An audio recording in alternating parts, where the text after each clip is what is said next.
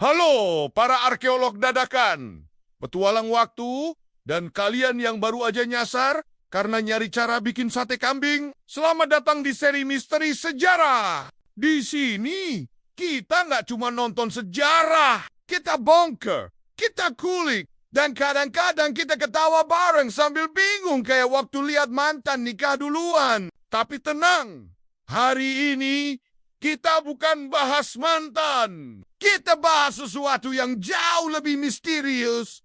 Göbekli Tepe, situs kuno yang usianya lebih tua dari rasa sakit, ditinggal pas sayang-sayangnya. Tapi sebelumnya disclaimer dikit. Ya, suara gue emang suka kedengeran. Semangat banget, bukan marah. Sumpah, apa itu Göbekli Tepe? Oke, sobat misteri. Pertama-tama, apa sih Göbekli Tepe itu? Apakah itu makanan, nama toko anime, atau nama kucing tetangga? Nope, Göbekli Tepe adalah situs arkeologi yang terletak di Turki. Dan ini bukan situs biasa. Ini adalah struktur megalitikum yang diperkirakan dibangun sekitar 11.000 tahun yang lalu. Iya, sebelum piramida Mesir, sebelum Stonehenge, bahkan sebelum manusia kenal pertanian. Bayangin bro, waktu itu manusia masih doyan ngumpul buat berburu dan nyari akar-akaran. Tapi di tengah zaman prasejarah yang bau keringat itu, tiba-tiba ada yang bikin bangunan batu raksasa dengan pilar-pilar berbentuk huruf T yang dihias ukiran binatang. Kayak, bro, kamu lagi nganggur. Bikin monumen yuk. Kenapa ini bikin kepala arkeolog gatal? Jadi gini, teman-teman arkeolog udah lama punya asumsi bahwa struktur besar dan kompleks baru muncul setelah manusia mulai bercocok tanam. Tapi Göbekli Tepe kayak bilang, surprise!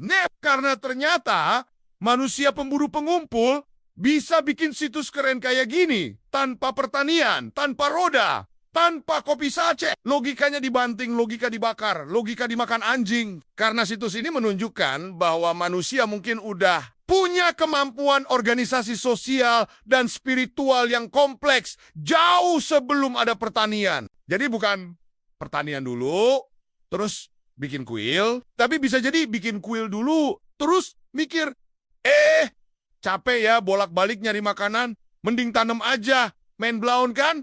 Siapa yang bangun Göbekli Tepe? Nah, ini dia pertanyaannya. Yang bikin kita penasaran setengah hidup. Siapa yang bangun Göbekli Tepe? Teorinya banyak. Ada yang bilang, ini hasil kerja komunitas pemburu pengumpul yang punya struktur sosial kompleks. Tapi, masa iya? Mereka nggak punya alat logam, nggak punya roda, tapi bisa mindahin batu-batu raksasa seberat 10 ton. Lah gua mindahin galon aja udah encok. Beberapa teori yang nyeleneh bahkan bilang, ini pasti alien. Ya, teori alien selalu muncul tiap manusia bingung. Padahal bisa aja emang manusia zaman dulu itu lebih pintar dari yang kita kira. Mereka punya waktu, tenaga, dan mungkin niat mulia. Pengen bikin tempat nongkrong spiritual. Tapi anehnya, setelah dibangun dan dipakai beberapa ratus tahun, Göbekli Tepe malah dikubur secara sengaja. Bukan karena bosen, tapi kayak sengaja ditimbun buat dijaga. Jadi kayak, oke, udah selesai guys. Ayo kita tanam semua ini, jangan sampai generasi depan lihat. Mencurigakan bukan? Bagaimana mereka membangunnya? Oke, misalnya kita udah nerima kenyataan bahwa ini dibangun manusia biasa. Pertanyaannya, gimana cara mereka ngejalankan proyek mahakarya ini? Nggak ada alat berat, nggak ada YouTube tutorial, dan pastinya nggak ada tukang ojek online buat ngangkut batu. Tapi mereka berhasil ukir pilar setinggi 5 meter dan berat belasan ton. Dengan detail ukiran hewan yang estetik banget. Bro, mereka ngukir serigala dan ular lebih rapi dari coretan mural di tembok stadion. Kemungkinan besar mereka pakai peralatan batu dan tenaga manusia. Plus mungkin kerja tim yang solid. Yang pasti, ini bukan kerjaan semalam. Mungkin butuh puluhan tahun, bahkan ratusan tahun. Mungkin mereka punya sistem shift. Pagi berburu, siang ukir batu, malam nyanyi-nyanyi sambil nyuci batu. Sekarang, kita masuk ke bagian favorit netizen, Teori liar. Siap-siap geleng-geleng kepala. Teori alien. Ya tentu, teori ini wajib hadir. Katanya, manusia terlalu bodoh untuk bangun ini. Pasti alien.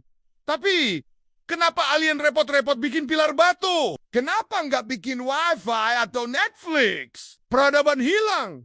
Beberapa orang percaya kalau ini bukti ada peradaban canggih yang hilang. Atlantis mungkin. Atau bangsa yang sempat maju, tapi kemudian punah karena bosen. Kemudian teori spiritual.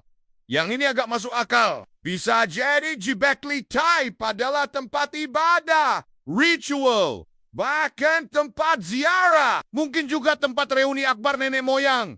Halo, sepupu gua dari gua seberang. Apa yang bisa kita pelajari?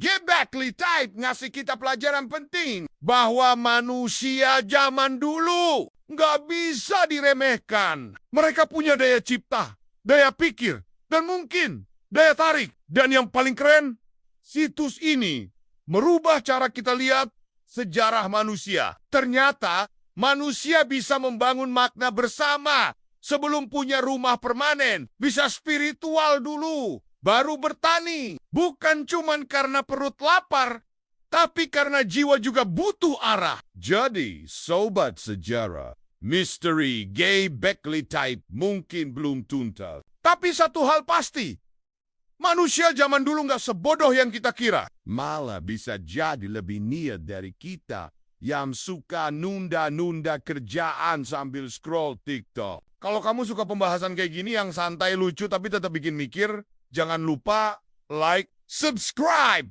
dan share ke teman kamu yang doyan teori konspirasi, sejarah, atau sekadar pengen mikir. Kok bisa ya? Gua pamit dulu, semoga kalian sehat selalu, makin pinter, dan semoga suatu hari nanti kita bisa nemuin Göbekli Tepe-nya hidup kita. Dan ingat, jangan sepelekan manusia zaman batu, bro.